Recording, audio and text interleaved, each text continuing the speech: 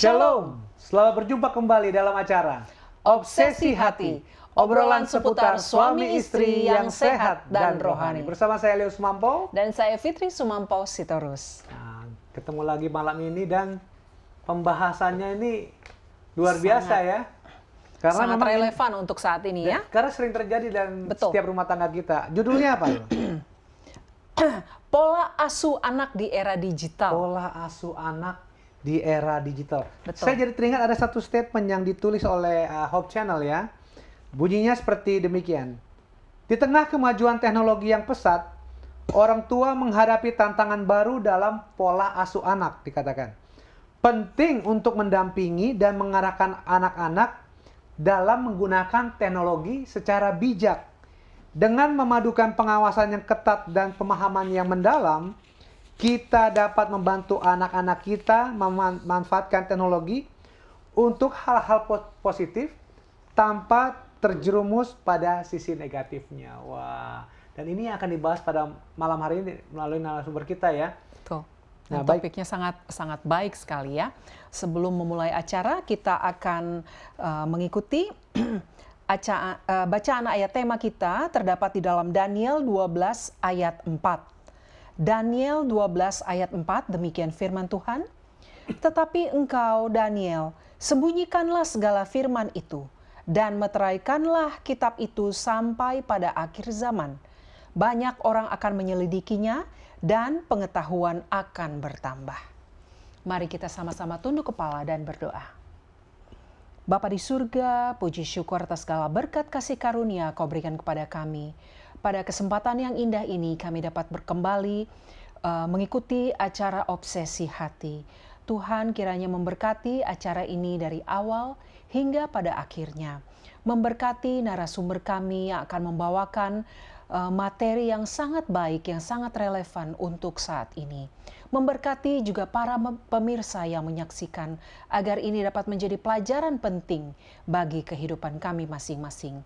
Para kru Hope Channel dan semua peralatan yang dipakai, berkati Tuhan agar semuanya dapat berjalan dengan baik dan lancar.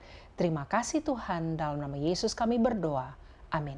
Amin. Kami mengingatkan kepada para pemirsa yang ada di rumah, kalau pemirsa punya pertanyaan, jangan ragu-ragu kirimkan pertanyaan saudara ke nomor call center Hope Channel Indonesia yang ada di layar kaca Anda, dan juga melalui media sosial pada Hope Channel, yaitu melalui WhatsApp atau juga Facebook ya. Kita langsung saja ya. Iya. Memanggil narasumber kita yang ada di North Carolina, Amerika Serikat. Shalom, pendeta dan ibu pendeta. Shalom, pendeta dan ibu pendeta. Leo dan Fitri. Hanya suaranya tidak jelas ya. Putus-putus suaranya. Sekarang sudah jelas belum? Apakah sudah terdengar lebih jelas sekarang? Ya, sekarang sudah lebih jelas. Ya. Ya, kalau suara pendeta dan ibu pendeta terdengar jelas Terdengar di sangat studio jelas. sih. Tapi saya rasa mungkin Putus-putus lagi. Putus lagi. mudah-mudahan semuanya berjalan dengan baik dan lancar. Oke, kita mulai saja pembahasan yang akan dibawakan oleh pendeta dan ibu pendeta. Silakan. Kami tidak dengar apa-apa. Silakan pendeta. Senyap. Silakan pendeta untuk bawakan pembahasannya. Kami persilahkan pendeta dan ibu untuk membawakan pembahasannya malam ini. Baik, terima kasih. Pemirsa yang berbahagia, ini adalah satu masalah yang terjadi sekarang ini. Banyak sekali orang tua yang tidak tahu bagaimana untuk mempunyai pola asuh anak di era digital. Sudah dibacakan tadi bahwa pengetahuan bertambah sekarang ini, ya. Tetapi satu prinsip yang tidak pernah kita boleh lupakan adalah prinsip dalam pendidikan yang terdapat di dalam Amsal 22 ayat yang ke-6. Dikatakan, didiklah orang muda menurut jalan yang patut baginya. Maka pada masa tuanya pun ia tidak akan menyimpang daripada jalan itu. Itu terjadi pada masa Raja Salomo dulu, ataupun juga 100 tahun yang lalu, atau pada saat kita masih kecil, ataupun sekarang ini. Kita harus tetap mengajarkan anak yang pada masa mereka muda, dan dalam era digital ini juga kita perlu melakukan hal yang sama. Nah, kita hidup dalam satu, artinya hidup dalam dunia atau era digital, ya. Dan apakah gadget mempengaruhi pendidikan anak? Ya, kita harus lihat apa yang disebut dengan digital parenting. Digital parenting adalah proses mendidik dan mengajar anak-anak untuk menggunakan teknologi dengan aman dan bertanggung jawab. Hal ini termasuk menetapkan batasan screen time, jadi jangan terus-terus mereka dengan mereka punya iPad ya. Jadi hanya dibatasi waktunya dan memantau aktivitas online mereka, mengajarkan tentang keamanan internet atau mengajarkan cara menggunakan berbagai gadget. Sering anak-anak itu kalau orang tua terlalu sibuk, udah kasih aja HP supaya dia mereka diam. diam. Jadi screen time-nya itu bisa sampai 10 jam.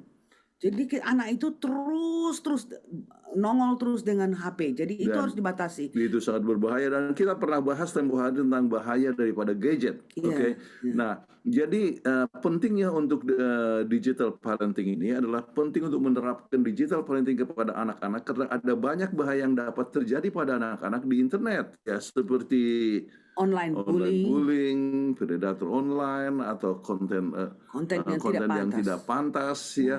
Jadi dengan mengajarkan anak-anak cara menggunakan teknologi dengan aman, orang tua dapat membantu mereka menghindari bahaya tersebut dan menikmati banyak manfaat teknologi. Oke. Nah, apa yang terjadi dengan statistik ya penggunaan daripada gadget sekarang ini? Berdasarkan survei yang dilakukan Asosiasi Penyelenggara Jasa Internet Indonesia atau dikatakan dengan APJII, penggunaan internet Indonesia sebanyak 196,7 juta di tahun 2020. Padahal kalau dilihat tahun 2019, satu tahun sebelumnya, jumlah pengguna internet di Indonesia adalah 171 juta. Jadi dalam satu tahun naik sekitar 8,9%, 25,5 juta pengguna. Apalagi sekarang sesudah post COVID ya. Waktu COVID kan anak-anak selalu ngajarnya kan dengan memakai online ya. Anak-anak kita, cucu-cucu kita tidak bisa ke sekolah. Jadi mereka pakai komputer dan diajar melalui online. Nah, sesudah itu lebih lagi hebat penggunaan gadget-gadget ini. Jadi kita lihat itu ini adalah statistik di Indonesia. Oke. Nah, beberapa pengalaman bahaya gadget, video viral anak beberapa yang tidak mau lagi sekolah kita pernah bahas dulu ya. Dan juga anak umur 12 yang telah merusak isi rumahnya sebab HP disimpan oleh ibunya. Marah dia, marah ya. Jadi ada banyak problema daripada gadget untuk anak remaja misalnya oleh sebab beberapa hal ini. Ya, misalnya kita lihat bahwa pola tidur berantakan. Ya, itu kadang-kadang ya saking senangnya itu sampai pakai selimut tutup dan dia baca terus, dia dengar, dia nonton terus. Jadi tidurnya udah nggak betul. Akibatnya gangguan penglihatan, ya, kesehatan memburuk, perubahan mental memori yang bermasalah, ya, kemudian mengurangi kemampuan belajar dan mengganggu aktivitas sosial sebab dia lebih banyak senang dengan gadgetnya daripada bergaul dengan orang lain. Jadi ini adalah hal yang sangat berbahaya, ya. Dan ada banyak juga masalah tanda-tanda kecanduan daripada gadget. Ya, kalau kita bisa melihat anak kita sudah addicted dengan gadget, inilah kira-kira tandanya. Saat Anda kecanduan gadget, Anda langsung mencari gadget saat buka mata di pagi hari. Mana HP saya? Jadi pagi-pagi terus cari HP. Ya. Kemudian Anda tidak bisa melewati hari tanpa menggunakan gadget. Iya. Anda akan merasa cemas dan luar biasa jika baterai smartphone sudah sangat rendah atau bahkan mati. Sudah seperti cacing kepanasan. Bagaimana ini nggak bisa ini? Pokoknya nggak bisa hidup tanpa HP. Terus Anda selalu ingin mengecek gadgetmu setiap 5 menit. Apa ini ya? Apa ada dari teman atau dari mana? Anak-anak kecil ini pun sudah ada mereka punya lingkaran teman dengan gadget itu. Apakah kelasnya ada apa? Selalu dicek. I just want to see what my friend says. Itulah. Terus Anda selalu menggenggam gadgetmu ketika melakukan aktivitas apapun. Entah itu sedang makan, sedang berjalan, bahkan sampai ke toilet pun dibawa gadget kita. Oke. Nah, jadi kembali kita akan bahas dengan sangat cepat ya sebelum kita akan bahas lebih banyak tentang bagaimana solusinya. Oke. Jadi 10 bahaya gadget bagi anak di bawah 12 tahun ya, mengganggu pertumbuhan otak mereka, perkembangan yang lambat ya. Obesitas karena duduk-duduk aja, tidak lari-lari. Kan kalau dulu kita waktu si kecil main kasti, lari apa semua. Ini mana? Duduk aja. Jadi exercise pun nggak ada.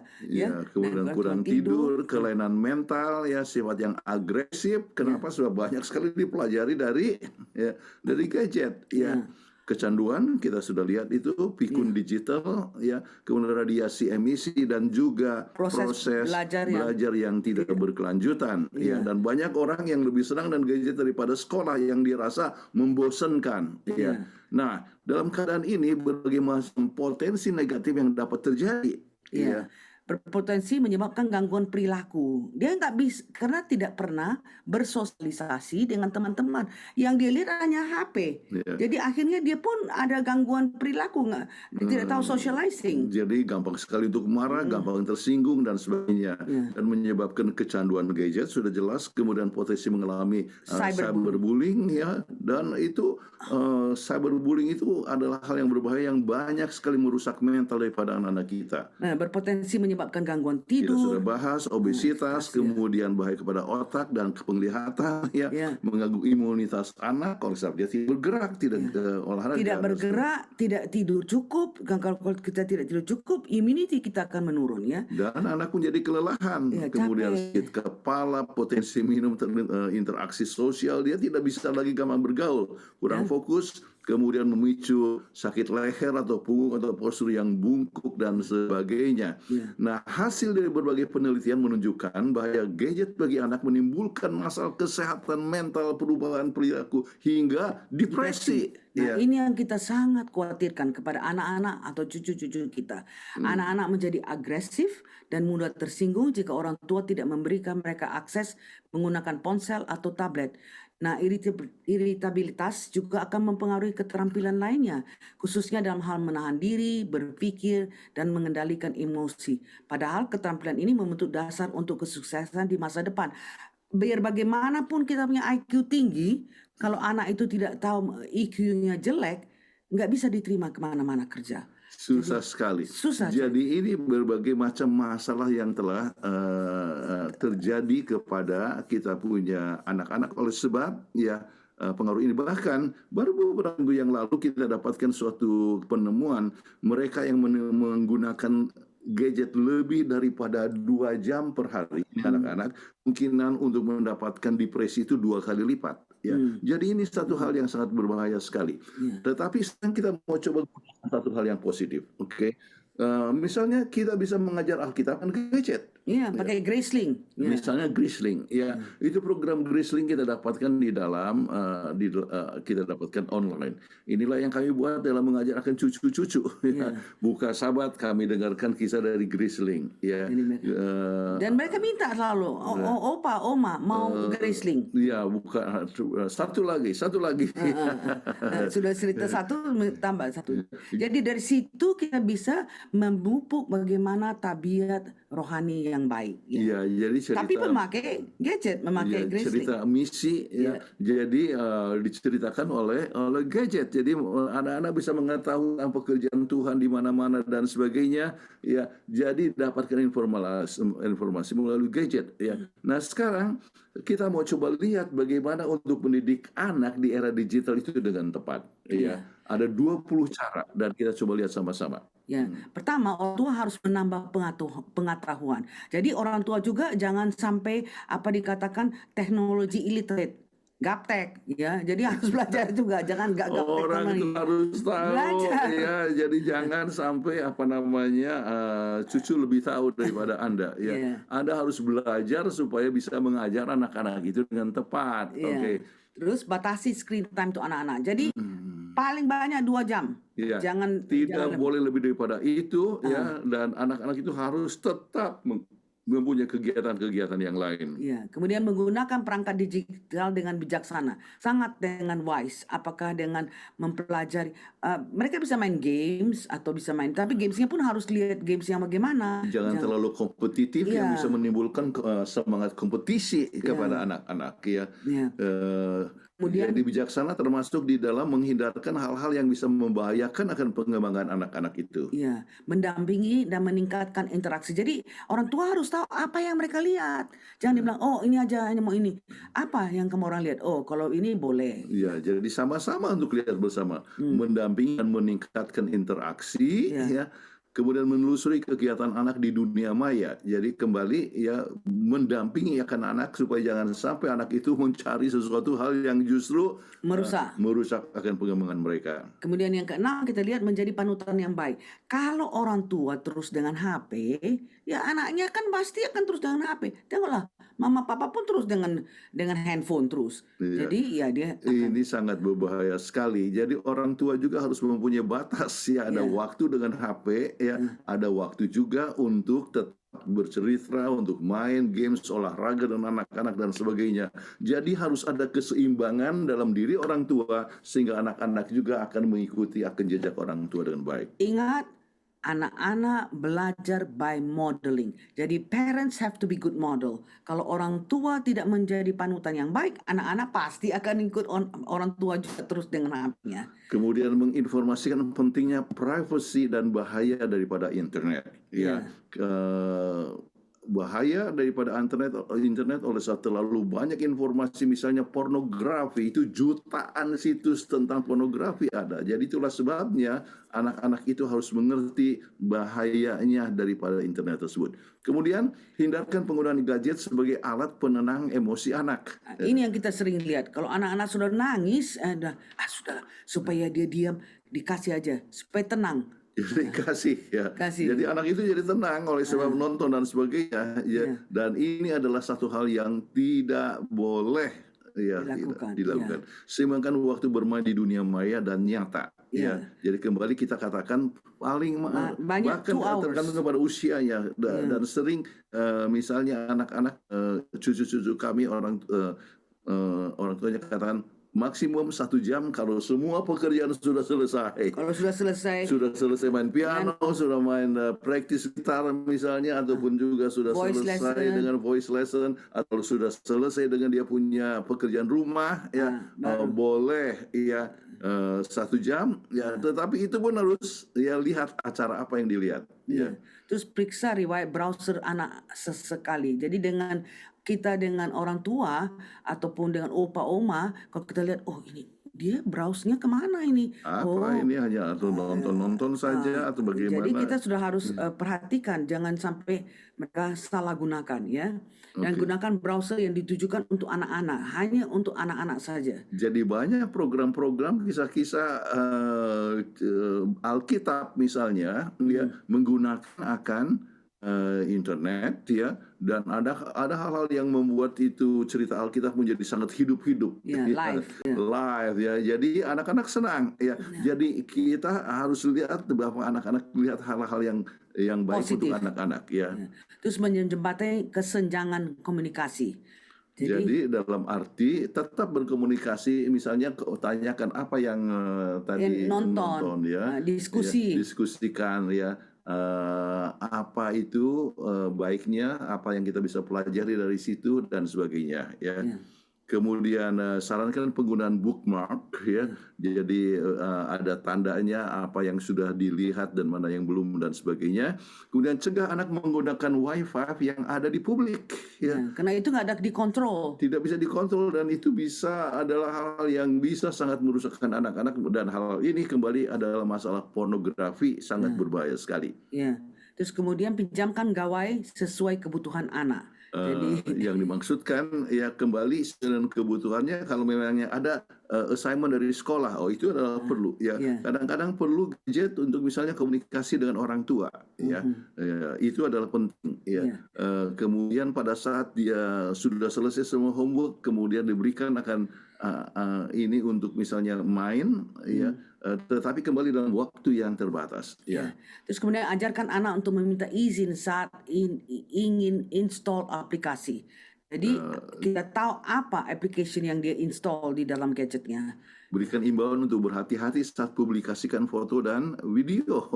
Jangan sampai foto-foto yang nggak keruanan itu di upload atau dimasukkan ke dalam dia punya video dan dikirim kepada teman-temannya yang bikin mereka jadi malu di hari kemudian. Jadi akhirnya dibullying dan sebagainya. Kemudian ini satu hal yang berbahaya juga. Salah satu bahaya daripada Facebook misalnya memberikan masukan foto-foto dan sebagainya. Kemudian orang berhubungan dengan dengan Facebook ya. Seorang nenek, seorang kakek yang misalnya umur 80 tahun, kalau dalam hubungan internet dia bisa seperti anak yang umur 15 tahun. Iya. Dia tidak tahu, jadi seperti membujuk dan merayu dan sebagainya. Dan kita tahu ada orang yang terpengaruh ya Dengan itu. hal ini, jadi sangat berbahaya. Jadi menetapkan aturan penggunaan gadget seperti yang saya sebutkan tadi, termasuk di dalam waktu berapa lama dan kapan digunakan dan sebagainya. Dan kemudian dampingi anak saat bermain gadget supaya mereka tahu apa yang mereka lihat itu adalah yang terbaik. Dan tingkatkan religiusitas daripada anak ya. Jadi penggunaan gadget adalah untuk pengembangan dia punya kerohanian. Tetapi di samping itu ambilkan waktu banyak anak untuk berdoa. Kayak baru saja beli buku yang sangat banyak sekali untuk anak-anak mereka baca ya, dan didiskusikan ya, yaitu untuk hal-hal yang bisa meningkatkan tabiat mereka ya. Jadi kami dapatkan pada saat kami ke Tennessee ya, ke Southern Adventist University ya.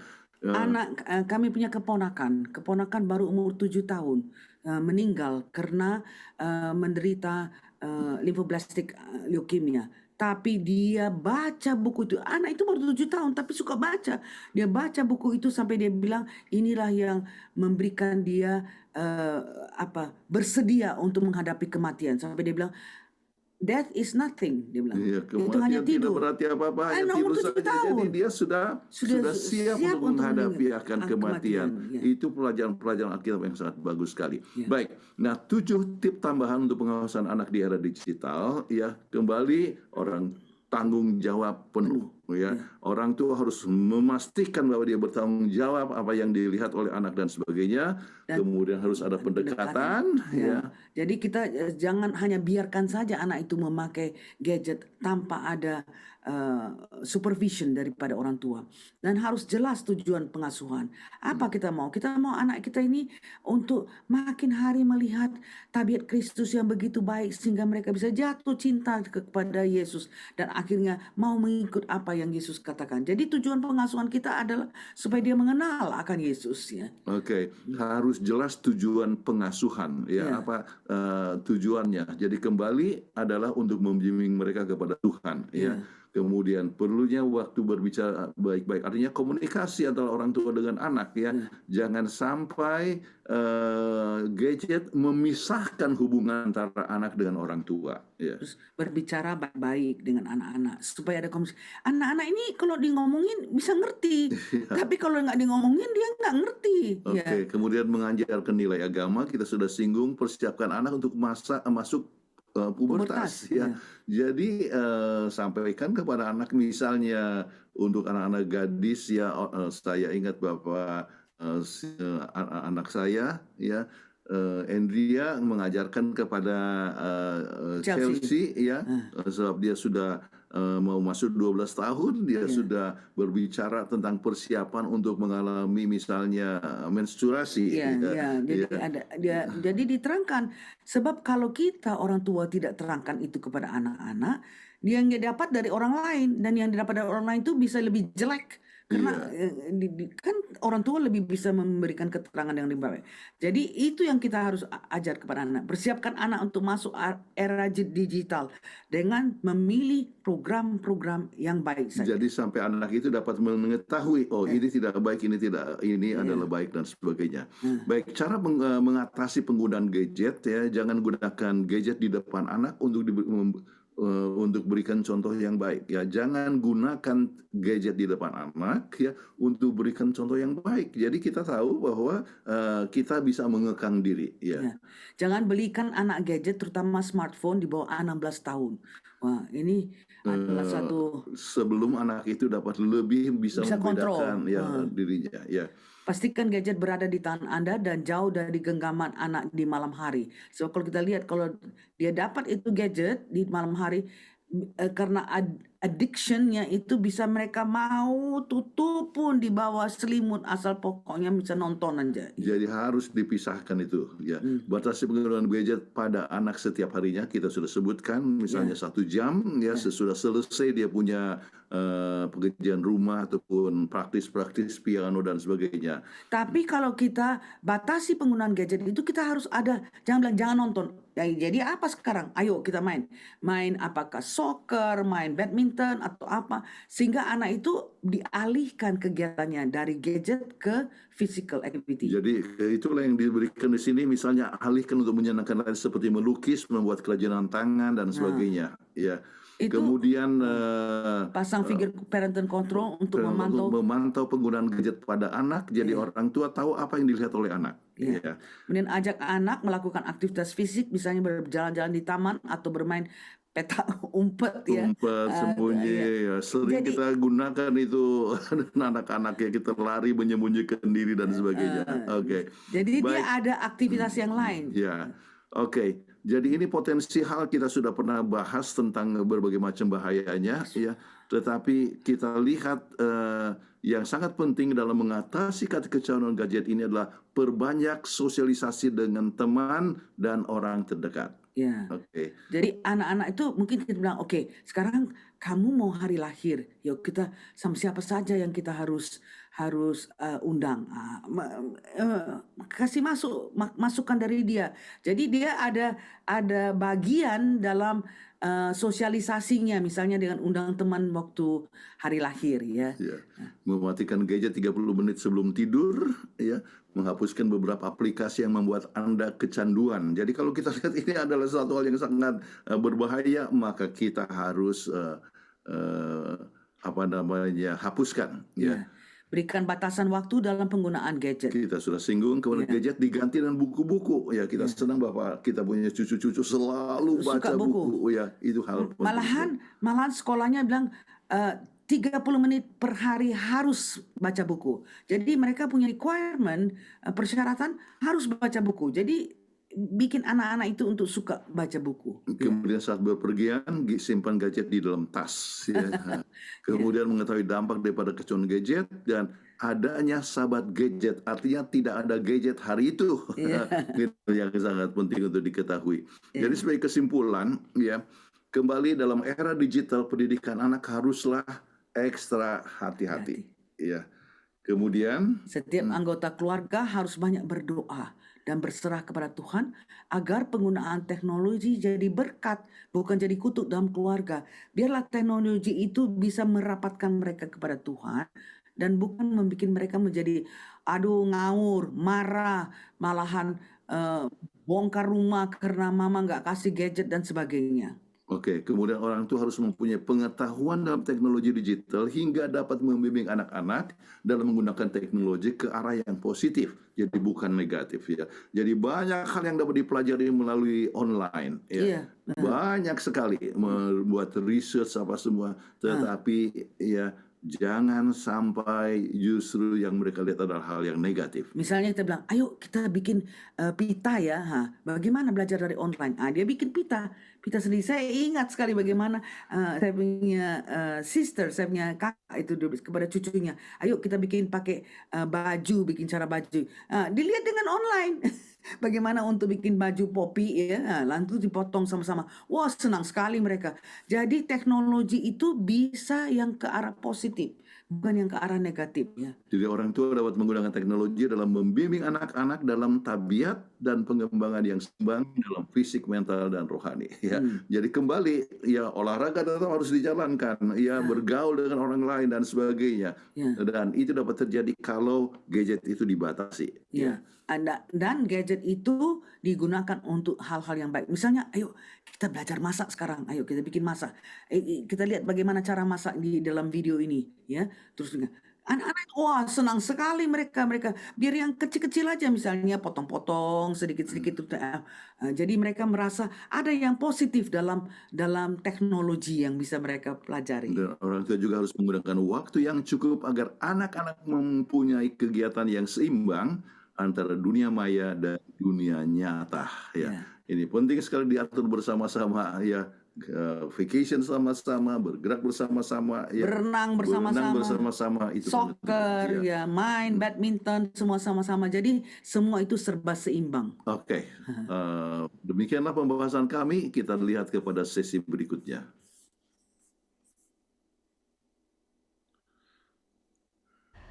Untuk pembahasan yang telah dibawakan ya. Jadi kalau saya simak gadget itu tidak sepenuhnya jelek ya, asal under control. Iya, Ya. betul. Jadi karena banyak juga acara-acara religius yang kita bisa tonton juga di gadget ya. Betul. Dan memang satu hal penting yang dari dulu diulang-ulang-ulang. Children learn by modeling.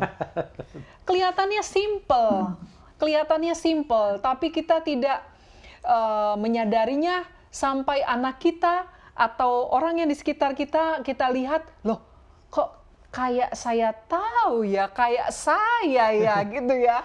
Baru kita nyadari, saya salah ya, kok jadi dia meniru hal yang tidak baik. Iya. Iya. Jadi orang tua harus menjadi model yang baik buat anak-anak. Jangan nyuruh anak, jangan main gadget, tapi orang tuanya Iya. di gadget Itu terus. dia. Gimana mau ditiru? Jangan main handphone terus, ayo tidur. Padahal dia main handphone gitu ya. Baik pemirsa, sebelum kita masuk ke segmen berikutnya, kita akan mengikuti yang satu ini.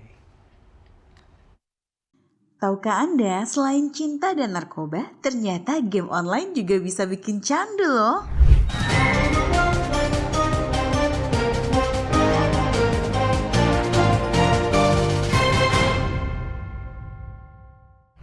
Hai Hoppers, siapa nih yang suka main game online? Ternyata bermain game online menjadi sebuah fenomena baru di masyarakat global pada 1 dekade terakhir ini. Bukan hanya anak-anak atau remaja, bahkan sampai orang dewasa pun menjadi kecanduan bermain game online.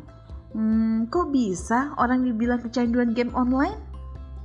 Karena orang itu bermain game berjam-jam, tidak mempedulikan aktivitas lainnya. Seperti pekerjaan tugas sekolah yang mengakibatkan masalah psikologis, gangguan kecemasan, dan bahkan depresi.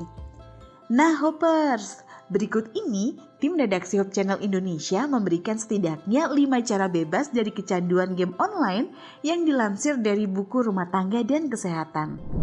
Yang pertama, membatasi waktu bermain game. Salah satu cara yang dapat dilakukan untuk mencegah sekaligus mengatasi masalah kecanduan game online adalah dengan membatasi waktu bermain. Jika kamu Hoppers sering menghabiskan waktu terlalu lama untuk bermain game, cobalah untuk membuat jadwal bermain game dan beri batas waktu bermain, misalnya hanya 1 jam per hari.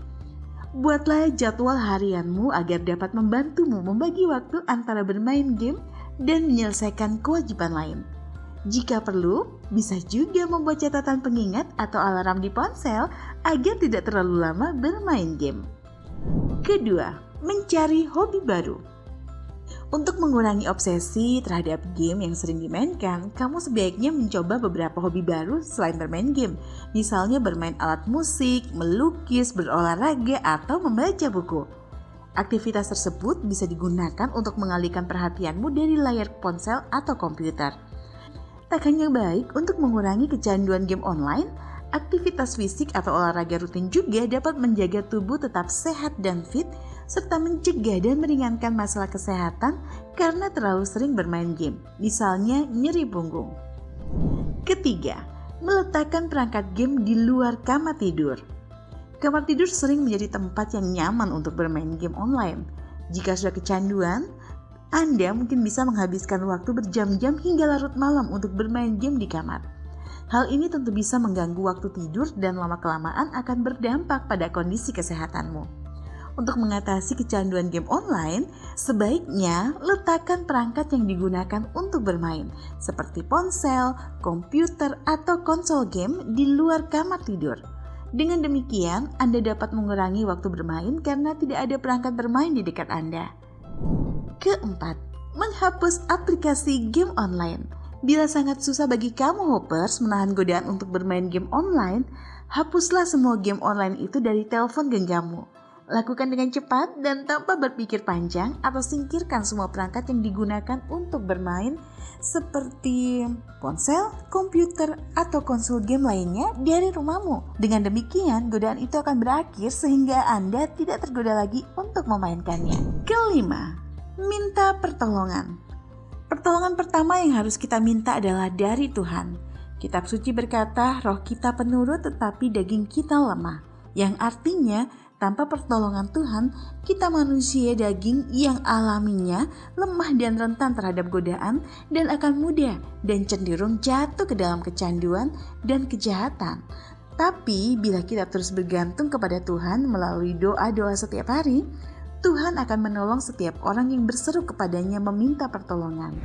Itu dia Hoppers, setidaknya 5 cara bebas dari kecanduan game online. Semoga informasi ini dapat bermanfaat bagi kita semuanya. Sampai berjumpa di Tahukah Anda selanjutnya.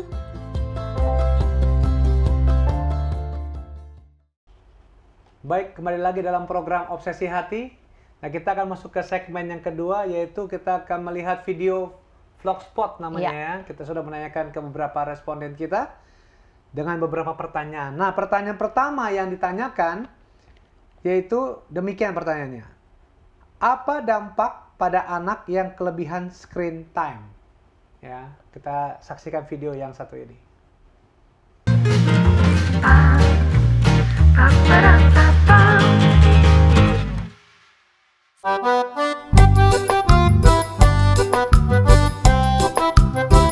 Dampaknya besar banget ya.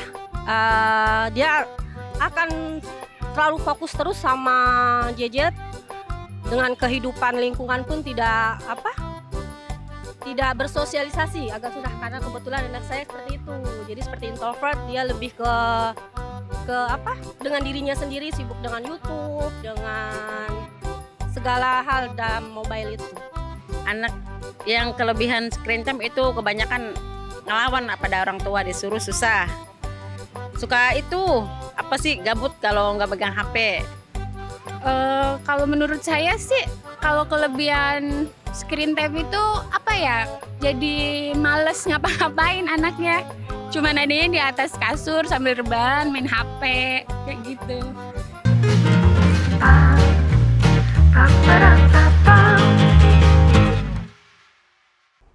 Baik, terima kasih jawabannya. Dan memang kenyataannya seperti itu ya. Iya. Dan ini juga orang tua yang memiliki anak-anak yang 0 sampai 12 tahun disebutkan. Jadi memang itu yang terjadi di dalam kehidupan nyata. Dan itu curhatan mereka nih sebenarnya. Jadi memang pada kenyataannya para pemirsa juga pasti menghadapi di rumah anak-anak kita yang main gadget terus ya. Iya. Itu susah disuruh apa. Screen time-nya panjang. Iya, jadi disuruh malah ngomel. Nah, ini sama benar itu. Jadi betul. Itu keluhannya ya. Iya. Baik, kita masuk ke pertanyaan yang berikutnya. Bagaimana cara orang tua mengatur waktu penggunaan gadget pada anak? Kita saksikan video berikut ini.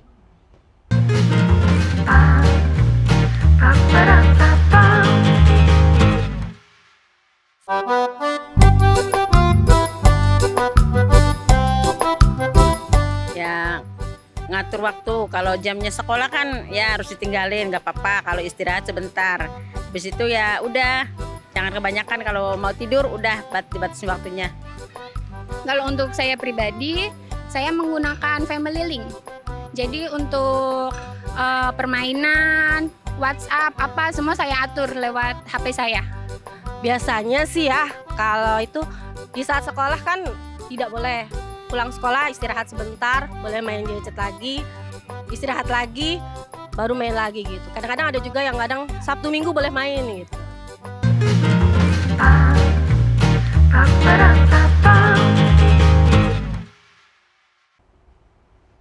Baik, itu yang dilakukan oleh ibu-ibu ini ya, dan mereka juga sudah antisipasi ya bagaimana mengatur gadget untuk anak-anak mereka. Dan sekarang saya juga lihat memang, saya lihat di Instagram ada suatu video, teknologi sekarang udah canggih loh.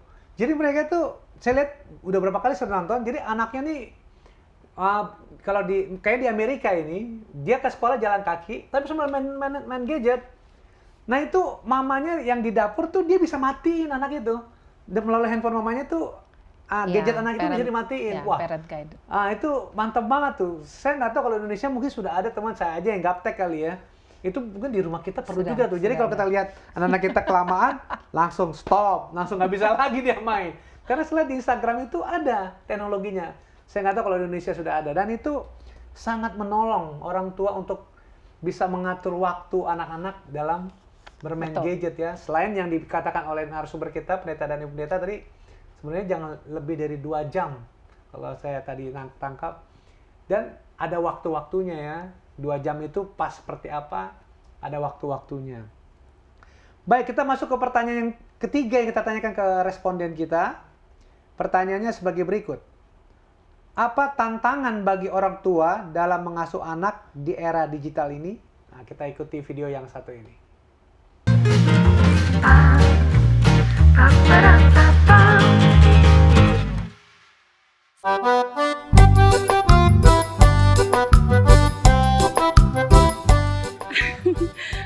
Apa ya?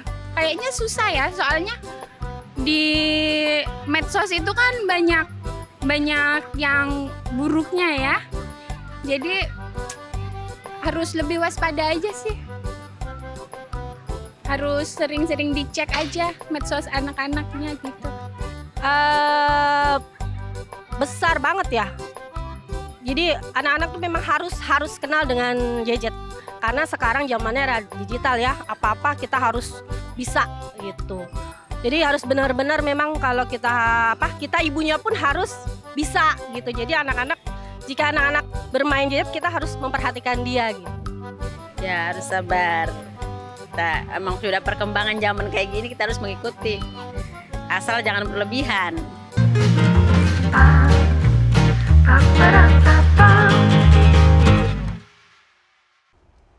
Oke, memang ya tantangannya tentu di zaman sekarang lebih berat lah dibanding zaman dulu Betul, ya. betul. Saya ingat banget kalau zaman dulu tuh kita masih anak-anak, orang tua memantau kita gampang karena paling main apa sepeda atau main petak umpet yang memang kelihatan gitu. Istilahnya bersosial dan aktivitas luar Dan ya. aktivitasnya kelihatan mata gitu. Kalau ini kan di balik handphone itu orang tua nggak bisa lihat dia lagi Iya. ngapain gitu. Betul. Nah, jadi memang ya tantangannya sangat besar lah. Ya di zaman sekarang ya tentunya seperti yang dikatakan narasumber kita ya tentunya ya banyak berdoa juga supaya anak-anak itu bisa orang tua arahkan pada waktu mereka menggunakan gadgetnya kepada hal-hal yang positif dan terlebih yang rohani lah ya. Amin. Seperti itu. Betul. Nah, kita mengucapkan terima kasih juga kepada responden kita ya, yang telah memberikan jawaban-jawaban yang memang sangat relevan untuk saat ini. Karena memang anak-anak saat ini harus kita kontrol ya penggunaan gadgetnya. Supaya tidak kendor ya melakukan hal-hal yang negatif. Baik, kami mengundang kita semua untuk mengikuti yang satu ini.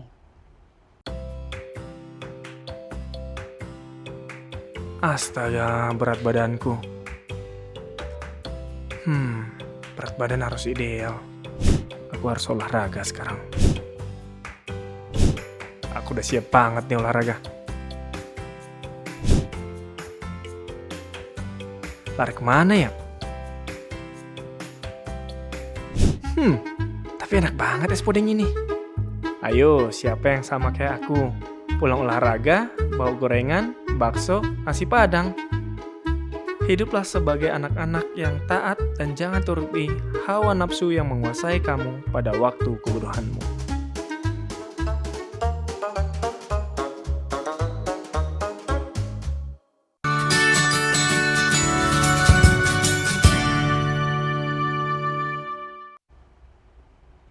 Kembali lagi dalam acara Obsesi Hati.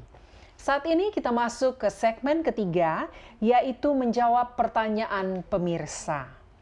Kami langsung akan membacakan pertanyaan yang pertama yang telah masuk dari Artliano. Pemanfaatan waktu dalam menggunakan gadget sangatlah penting. Bagaimana cara kita mengatur pola penggunaan gadget yang baik?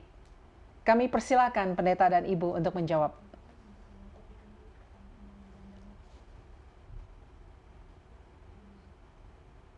Pastikan gadget berada di tangan Anda dan jauh dari genggaman anak di malam hari. Jadi malam hari mereka tidak gunakan itu gadget, ya. Kemudian pada siang hari mereka sekolah, ada kegiatan yang lain dan sebagainya. Kemudian batasi penggunaan waktu pada anak setiap harinya dan saya sebutkan 1 jam, ya. Kalau semua tugas-tugas sudah selesai. Pekerjaan rumah, pekerjaan rumah atau praktis piano atau praktis menyanyi ataupun les dan sebagainya, ya. Kemudian harus selalu kita lihat apa yang ditonton itu, artinya dekat dengan anak sehingga kita mengetahui apa yang ditonton dan bisa diskusikan bersama-sama. Kemudian ada waktu di mana Anda bisa bermain dengan anak-anak, misalnya olahraga bersama-sama dan sebagainya. Jadi dengan demikian, maka anak itu tidak tergantung kepada gadget dan mereka tahu batasan apa yang mereka miliki. Jadi jangan bilang jangan-jangan saja, tetapi harus ada alternatifnya. Misalnya, ayo kita pergi berenang, ayo kita main tenis atau kita main badminton. Jadi ada alternatifnya. Kalau dibilang jangan kita ambil gadgetnya, padahal nggak ada aktivitas yang lain yang diberikan alternatif kepada mereka. Mereka duduk-duduk aja, ngapain duduk-duduk di sofa aja. Jadi perlu ada selalu planning daripada orang tua. Apa permainan alternatifnya? Baik, terima kasih pendeta dan Ibu Pendeta untuk jawabannya. Masuk ke pertanyaan berikutnya dari Rodi Saputro. Ya, pertanyaan seperti berikut. Apa tips untuk mengurangi fokus anak pada penggunaan gadget secara berlebihan? Nah, silakan, Pendeta dan Ibu Pendeta. Bagaimana caranya adalah ya melakukan kegiatan yang menyenangkan lainnya. Ya, jadi seperti ayo kita sama-sama belajar melukis, ya, atau membuat kerajinan tangan, atau ayo marilah kita olahraga bersama-sama, ya. Apakah itu lari-lari kah, ya, main soccer atau kan misalnya badminton lah, ya. Jadi mereka kan senang dengan olahraga dan sering saya main dengan cucu saya yang kecil untuk main ya lari-lari, kejar-kejaran. Ya, dan sudah pasti saya kalah oleh sebab saya kan punya lari sudah lebih lambat, ya. Mereka senang sekali, ya. Jangan kita merasa bahwa kita selalu harus menang. Kita harus mengakui bahwa kita memang sudah lebih tua. Jadi mereka wah senang. Kalau enggak kan, harus selalu opa sama oma yang menang. Enggak bisa. Terimalah kalau kita kalah. Dan kemudian jadi waktu bermain itu adalah waktu yang menyenangkan buat anak-anak. Ya, jadi mereka tidak tergantung tidak akan berfokus kepada gadget. Harus ada kegiatan yang lain yang menyenangkan. Ya.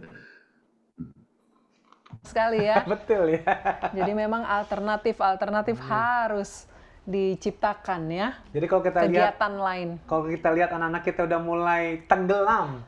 Saya lihat tadi dari kata-katanya ini tadi tenggelam dalam gadget, mereka langsung panggil, kita main catur. Nah, misalnya main catur kayak atau main monopoli ya. Jadi supaya mereka jangan di gadgetnya terus atau main hal yang lain. Jadi kita juga berbaur. Mungkin di situ malah bagus ya, family time kan? Betul. Jadi kita bisa ngobrol sambil main itu gimana mereka segala macam. Betul juga ya. Iya. Betul. Baik, pertanyaan berikutnya dari Meliana. Komunikasi antar orang tua dan sangatlah penting. Tapi terkadang saat kumpul keluarga, masing-masing berfokus pada gadget, baik orang tua maupun anak. Bagaimana caranya mengatur komunikasi yang baik tanpa harus bergantung pada gadget? Benar ya. Terlebih di meja makan. Lagi makan aja megang-megang gadget nih. Gimana Pendeta dan Ibu nih? Silakan. Persilakan. Makanya kalau makan biasanya kita pakai keranjang. Kita masukkan gadget itu di keranjang supaya makan adalah waktu untuk ngobrol bersama-sama, bukan untuk lihat gadget. Jadi gadget harus taruh di keranjang, ya. Kemudian ya semua kita makan dan bisa bercerita bersama-sama. Ya. Kemudian kembali kepada pertanyaan ini, termasuk salah satu yang harus dibuat adalah orang tua ya harus memberikan teladan bahwa mereka tidak menggunakan gadget, selalu menggunakan gadget, ya, gitu. Kemudian orang tua yang bisa mengatur akan waktu di mana mereka bebas dari gadget, ya. Saya sebutkan tentang sahabat gadget, ya. Misalnya satu hari tidak ada gadget, ya. Tetapi itu adalah waktu komunikasi dengan Tuhan ataupun komunikasi satu sama lain, yang menolong satu sama lain dengan kegiatan bersama-sama, bebas sama sekali dari gadget. Ya. Kemudian eh, kalau mau akan gunakan gadget, jadwalkan kapan mereka itu gunakan gadget. Ya, yaitu saya sebutkan tadi, kalau misalnya Pekerjaan sudah pekerjaan selesai. sudah selesai, ya, kamar sudah anak-anak minggu yang lalu ya, anak-anak itu bersihkan kamar masing-masing ya. Jadi mereka punya kamar jadi sangat bagus, rapih dan sebagainya ya. Oh bangga dia panggil, Oma datang lihat sini, tengok my drawer ini, so organized. Ini pensel, ini surat-surat kertas, ini apa semuanya. Jadi diajar supaya mereka ada aktivitas. Iya. Jadi jangan membosankan. Ingatlah kalau kita bilang jangan pakai gadget, kita harus ada plan B. Untuk apa? Apakah masak, apakah mereka main bikin pita, atau mereka pokoknya mereka membuat sesuatu lah yang, atau seperti tadi Leo katakan main catur. Saya suka panggil, Caitlin, ayo kita main chess ya. Artinya main catur. Ya kadang-kadang dia nggak mau. Oma selalu menang, saya nggak mau main lagi catur. Oke, main yang lain lagi. Tapi pokoknya ada kita planning untuk alternatif. Sebab jangan tanpa ada alternatif yang lain, itu juga ada sesuatu pendidikan yang salah.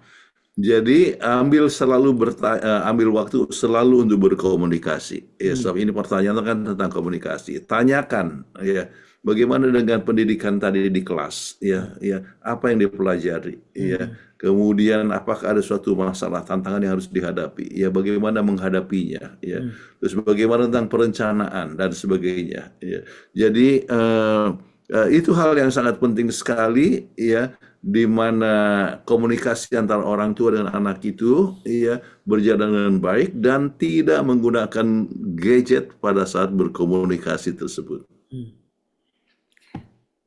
Terima kasih Pendeta dan Ibu Pendeta. Ini pembahasan malam hari ini sebenarnya sangat menarik banget ya, karena sangat applicable ya. Kembali hanya saya waktunya sangat terbatas ya. Nah, Pendeta dan Ibu Pendeta, kita akan bacakan polling yang sudah masuk, dan polling ini memang sudah dilakukan terlebih dahulu kepada anak-anak SMA ke bawah. Iya, mungkin betul. 19 tahun ke bawah mungkin ya. Usia pelajar ya. Usia pelajar 19 tahun ke bawah.